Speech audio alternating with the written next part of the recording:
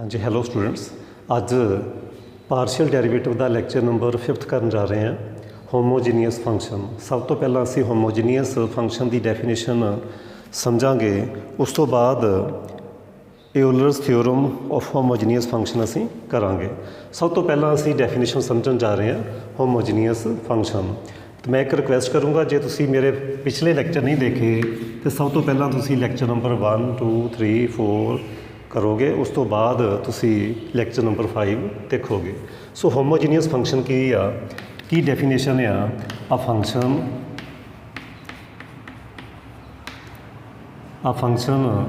z is equal to fxy is said to be homogeneous function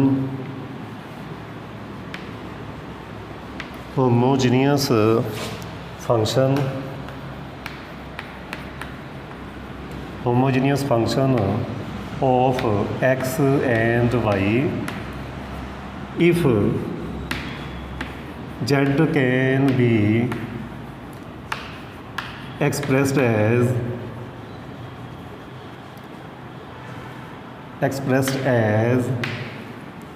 किस form च होवे वो z x raise to power n f y upon x। Function of x and y नाल ये लिखांगे of order n। Suppose करो वह order n है, of order n if z is of the form, जे z की form किस तरीके की हो जाए, z is equal to x raise to power n f y upon x। जे f z होमोजीनियस फंक्शन है of x and y of degree n, जे डिग्री n है तो x raise to power n common आ जाए। Example की help के नाल समझते हैं। फॉर एग्जाम्पल सपोज करो सानू गिवन आ x cube plus y cube upon x plus y. की ये होमोजीनियस फंक्शन है वो असी चैक करना। तो की करोगे, जे उपरों x क्यूब कॉमन कर लो 1 plus y upon x cube, okay. नीचों भी x कॉमन करोगे तो क्या आ जाएगा 1 प्लस वाई अपॉन x। एक x कैंसल आउट हो जाएगा, सो x स्क्वेयर। बाकी की बचया, जो भी बचया मैनू की दिखाई दे रहा y upon x which function है, तो मैं उन्होंने कह सकदा function of y upon x. So z नू मैं इस फॉर्म च लिख लिया। सो जैड की आ, so z is homogeneous function in x and y of degree 2। Degree भी बोल लईदा जां ऑर्डर भी बोल लईदा, ऑफ डिग्री 2 जां ऑफ ऑर्डर 2। ऑर्डर भी बोल लईदा, जो मर्जी बोल सकते हैं, ऑफ ऑर्डर 2। सो इस तरीके असी देखना कि ये फंक्शन होमोजीनियस है। जे तो उन्होंने असी इस फॉर्म विच कन्वर्ट कर लें तो वह होमोजीनियस होएगा, अदरवाइज़ नहीं। ये वाई अपॉन एक्स विच सारा फंक्शन हो गया, नीचे भी ऊपर भी। इनू असी कह देंगे एफ वाई अपॉन एक्स, बाहर आ गया एक्स स्क्वेयर। सो इहो जे फंक्शन असी की कहांगे homogeneous function.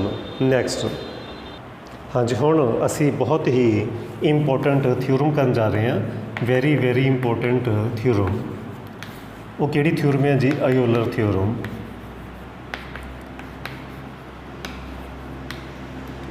Of homogeneous function, of homogeneous functions. Exam च स्टेट एंड प्रूव भी आ सकती है, ਜਾਂ स्टेटमेंट गिवन भी हो सकती है। सब तो पहले असी लिखांगे statement. What is statement? If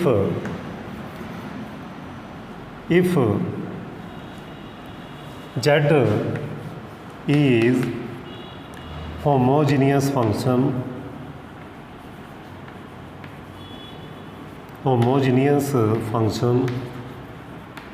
in x and y of order ਜਾਂ डिग्री कह लो n, then x curly z by curly x plus y curly z by curly y is equal to always n z where x y belongs to domain of function. ये है जी statement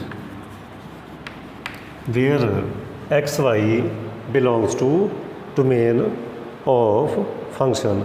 ये है जी statement if z is homogeneous function in x and y of order n then prove that x curly z by curly x plus y curly z by curly y is equal to n z. ये हुण असीं theorem prove करांगे। Prove बहुत easy है जी। जे तुसीं first exercise कर चुके हैं तो तुहानूं कोई मुश्किल नहीं आने वाली। जे फिर भी तुसीं मेरे पहले लैक्चर नहीं देखे तो लैक्चर देख लो, फिर तुहानूं ये स्टैप जिहड़े आ वो क्लीयर हो जाएंगे। हुण सिंस जेड की आ is homogeneous function homogeneous function in x and y of order n a given है। सो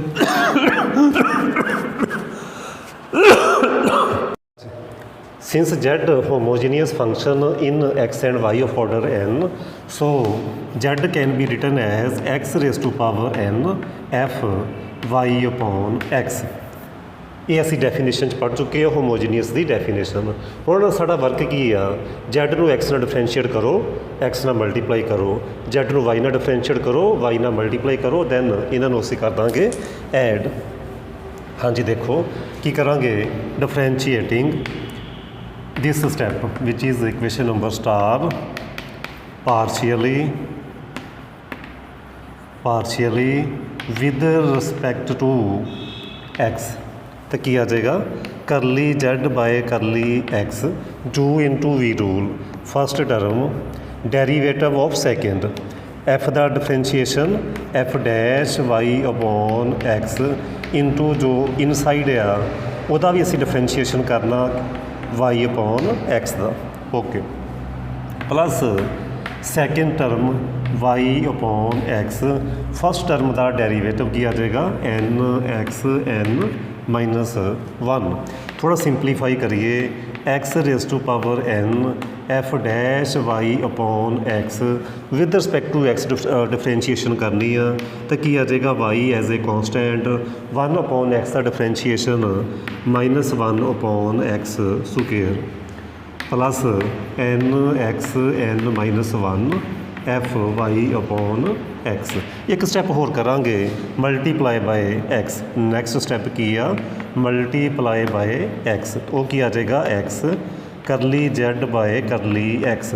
हुण एक्स नाल मल्टीप्लाई करोगे एक एक्स कैंसल आउट हो जाएगा, एक एक्स कैंसल आउट हो जाएगा, एक एक्स बचेगा इत्थे, एक एक्स बचेगा वो एक इत्थे पावर जिहड़ी है वो माइनस हो जाएगी x n minus one into y x n minus one.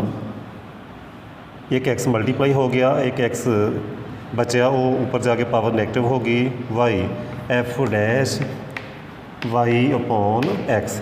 ये आ गया स्टैप। इत्थे एक्स नाल मल्टीप्लाई करोगे ये आ जाएगा n x n f y upon x. इहदा नंबर फर्स्ट लगा लोगे। ये x curly z by curly x मैनू मिल गया। हुण असी करांगे फरदर। हुण मैं स्टेटमेंट कर देना रफ। स्टेटमेंट आप कर देने rough.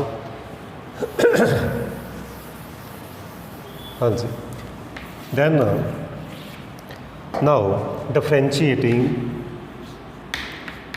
Star partially with respect to y y दे नाल डिफरेंशिएट करांगे। हाँ जी स्टार नंबर इक्वेशन नूं हुण जदों असीं वाई नाल डिफरेंशिएट करना तो बड़ा क्लीयर है कि x raise to power n का कॉन्सटेंट है। ये तो हो गया कॉन्सटेंट। इनू असीं करांगे एफ का differentiation f dash y upon x into partial derivative with respect to y of y upon x. Y upon x. हाँ जी, x raise to power n constant, f का हो गया एफ डैश डेरीवेटिव, जो वो अंदर सी function वो असी डिफरेंशीएशन फर्दर करांगे, वो आ जाएगा x n f dash y upon x. हाँ जी, हुण एक्स कॉन्सटेंट है क्योंकि असी वाई के नाल डिफरेंशीएट करते पे हैं, so x one upon x constant, तो differentiation of y is one. Now multiply by y, हुण वाई ना मल्टीप्लाई करोगे तो आ जाएगा y curly z by curly y. Y ना मल्टीप्लाई करोगे तो की आ जाएगा, ये एक्स एक पावर डिक्रीज़ होगी, एक्स एन माइनस वन ये डिक्रीज़ होगी, वाई के नाल असी मल्टीप्लाई करना तो वो आ जाएगा f dash y upon x. ये हो गया जी इक्वेशन नंबर सैकेंड, ये हो गया इक्वेशन नंबर सैकेंड। हुण जस्ट की करना, इस सैकेंड स्टैप नूं ते फस्ट स्टैप नूं असीं करांगे add. Now first plus second करो, दैन इंपलाइज फस्ट स्टैप सी x curly z by curly x, y curly z by curly y. जो ऐड करोगे ये वाला फैक्टर कैंसल आउट हो गया and we left with only this step. जब मैं एक बार लिख देना, मेरे को की है step x n minus one y f dash y upon x plus इत्थे माइनस है नाल plus n x n f y upon x. ये हो गया जी first step. Then x n minus one y f dash y upon x. ये सी first step तो सैकेंड स्टैप में ऐड किया तो की होया, ये पॉजिटिव ये नैगेटिव ये टर्म कैंसल आउट हो गई, की बचा x n n x n sorry ये नहीं सी कैंसल होना, ये वाला फैक्टर कैंसल आउट हो गया and we left with n x n f y upon x which is, इनू बड़े ध्यान दे नाल देखो, which is z. So n z इनू बड़े ध्यान नाल देखो, ये बाय स्टार ये हो गया एन जेड, यही असी शो करना सी। सो थ्योरम प्रूव हो गई, सो थ्योरम प्रूव हो गई, ये थ्योरम हो गई प्रूव।